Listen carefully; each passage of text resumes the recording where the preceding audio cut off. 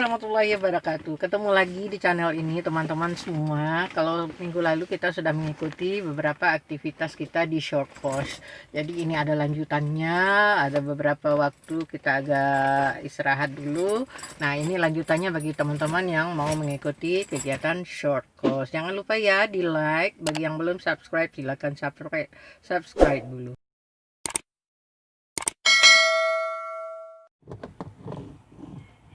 Jadi hari sekarang berikutnya di hari Jumat 13 November kita itu jadwalnya juga tetap 8 sampai jam 12 sesi pertama waktu China. Kemudian jadwal kedua juga adalah dari jam 14 sampai 17. Nah, itu kita berada di kampus Jinhua dan beberapa kunjungan gitu ya.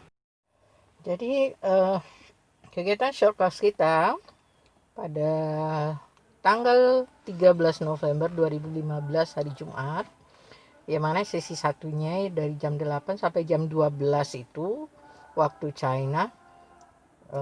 Sesi 1 itu kita masih di ruang 2102 Jinhua University.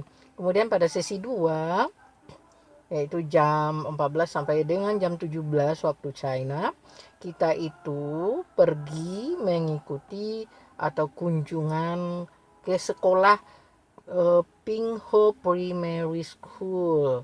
Nah, di sini profesor yang mendampingi kita yang pertama adalah Profesor Hu Tianyin. Kemudian sesi keduanya kita bincang-bincang dengan Profesor ini Mr. Lee kepala sekolahnya Pingho Primary School.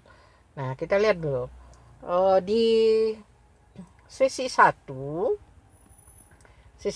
itu kita kuliah di Jinhua University yang dibicarakan mengenai brain learning and cooperative learning.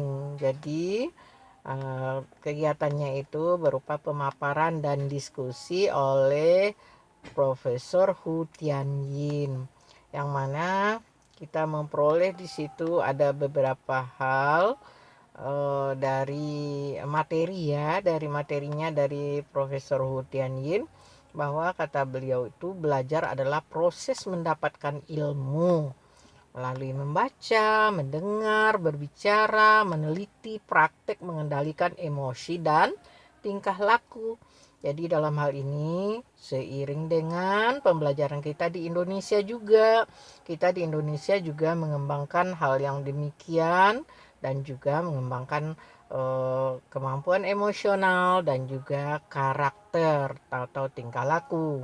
Kemudian lagi beliau mengatakan sebagai seorang pendidik itu guru harus mampu mengetahui esensi mengajar, potensi siswa dan cara meningkatkannya, cara yang tepat dalam menstimulasi siswa dalam belajar, dapat menceritakan secara detail tentang kaitan materi pelajaran dengan kehidupan sehari-hari, serta mengetahui perkembangan fisik dan emosional siswa. Jadi ini kalau kita lihat seiring dengan pembelajaran di Indonesia, kita wajib mengenal karakteristik anak-anak didik kita gitu kan, bagaimana mengembangkan mereka, bagaimana emosi mereka, dan itu adalah pendidikan yang memang sama dengan pendidikan kita. Kemudian katanya melalui proses belajar itu seseorang dapat memperbaiki tingkat emosional. Ini yang tidak boleh dilupakan. Dan sudah itu juga merubah kebiasaan-kebiasaan buruk yang ada pada diri. Kemudian juga katanya proses belajar itu seharusnya sesuai dan mengikuti perkembangan fisik anak didik. Dan itu memang kita lakukan juga di Indonesia. Kemudian katanya lagi, pertumbuhan dan perkembangan manusia kan dimulai dari otak sampai ke kaki katanya. Sedangkan proses penuaan dimulai dari kaki menuju otak. Itu yang dikatakan oleh Profesor Hu Tianyin. Kemudian katanya otak itu memiliki beberapa karakteristik yang dapat kita gunakan sebagai pedoman dalam pembelajaran.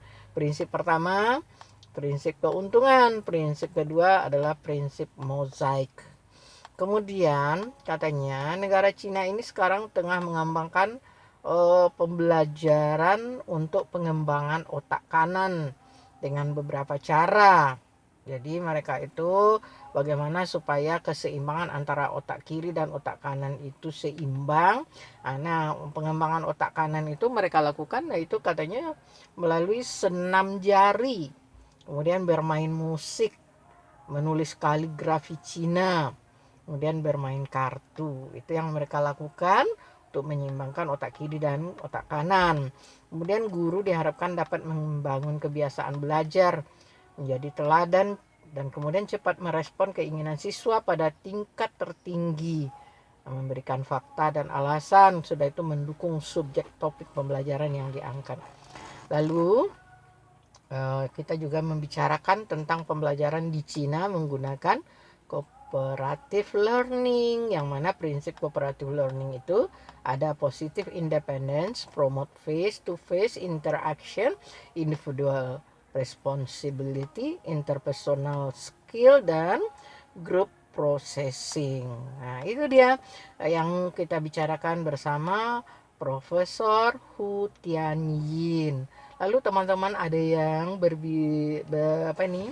yang memberikan pertanyaan, yaitu katanya apa hal-hal yang menjadi potensi daerah yang dapat dipindahkan ke dalam kelas, seperti dalam gambar atau dalam tulisan gitu pertanyaannya ya.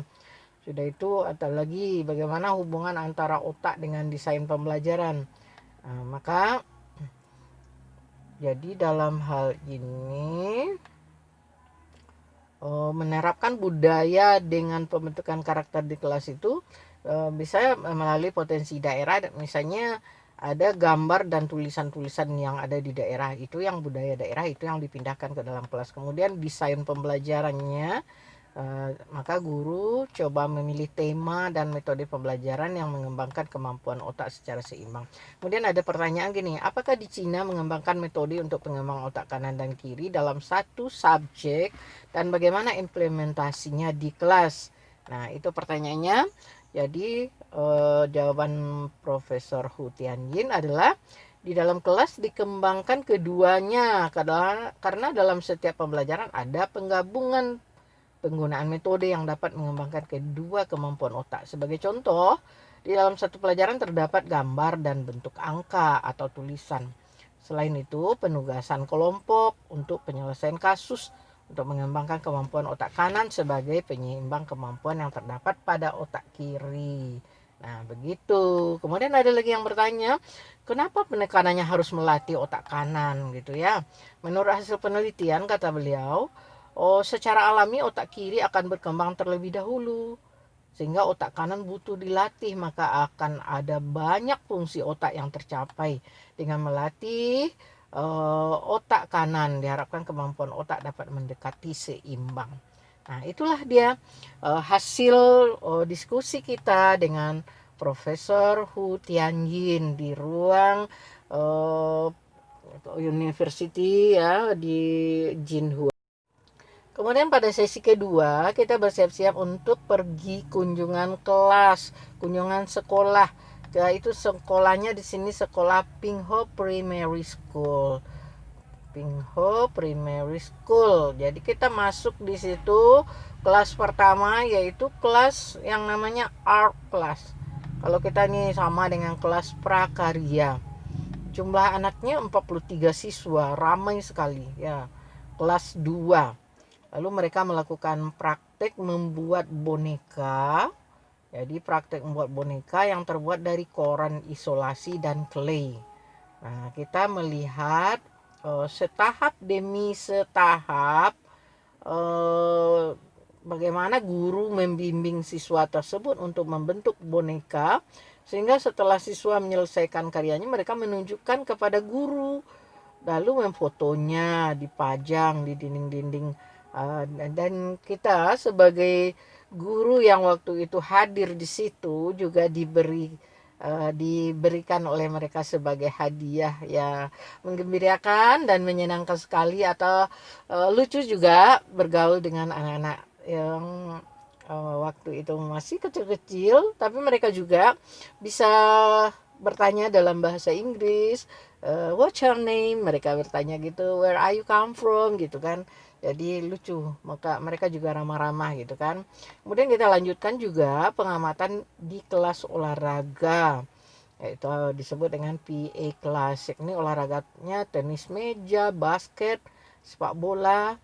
Kemudian di situ lapangan untuk mendukung sarana olahraganya begitu luasnya.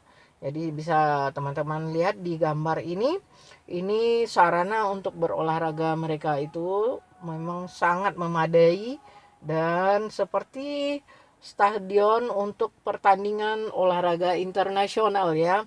Bukan satu sekolah lagi terlihatnya gitu. Nah, inilah dia lapangan olahraganya itu. Kemudian kita juga masuk ke kelas musik yang dibimbing oleh Mr. Chuang. Beliau menyajikan ini sedang melatih anak-anak itu melakukan orkestra tradisional Cina, naga terbang namanya, dan harimau melompat. Nah, ini siswanya sedang bermain musik yang namanya orkestra tradisional Cina naga terbang. Jadi mereka itu pintar dan terampil, iramanya juga pas, dan kami semua terkagum-kagum permainan orkestra mereka. Kemudian acaranya kita tutup dengan pertemuan jamuan oleh Mr. Lee selaku kepala sekolahnya. Kita dijamu menggunakan buah-buahan yang ada di China. Ya, sungguh menyenangkan. Selain dari itu, kita juga memberikan 3 buah kenang-kenangan dari teman-teman Indonesia. Ya, itulah dia kita mengamati dari dekat proses di mana di dalam sekolah Cina ya, bagaimana mereka mengembangkan keterampilan anak-anak dan juga karakternya. Jadi dalam hal ini kita lihat bahwa negara China itu sangat menghargai budaya mereka sendiri, sangat peduli dengan budaya mereka sendiri, dan juga mereka sangat melestarikan budaya musik mereka, musik tradisional mereka. Nah, ini perlu kita kembangkan di Indonesia. Kita perlu mengenalkan kepada anak-anak didik kita musik tradisional kita masing-masing daerah, jangan sampai hilang. Karena sekarang ada kadang anak-anak kita tidak mengenal musik daerah. Nah, itu dia. Kemudian ada lagi yang unik, bahwa di China ada namanya kegiatan anak didik tidur siang. Tidur siang di sekolah ya.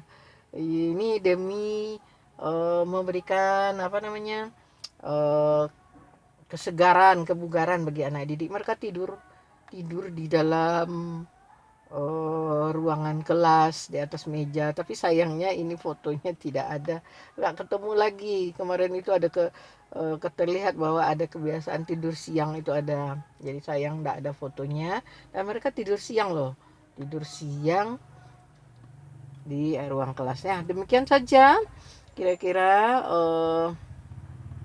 yang dapat kita paparkan pada short course kali ini. Sampai ketemu lagi pada short course berikutnya.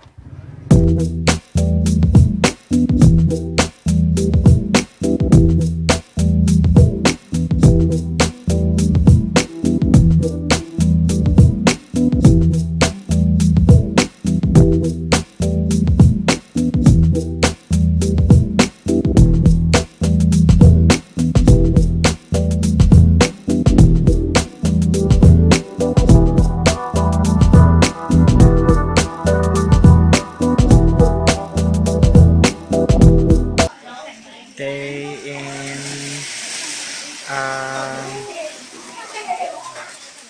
art class and they make something. It's like the art and the sun as the teachers. Ya Bapak Ibu boleh berinteraksi sama anak-anaknya, silakan. Gak apa-apa. Boleh mendekati, boleh duduk, ikut beraktivitas, silakan, gak apa-apa. Boleh mengamati dari dekat.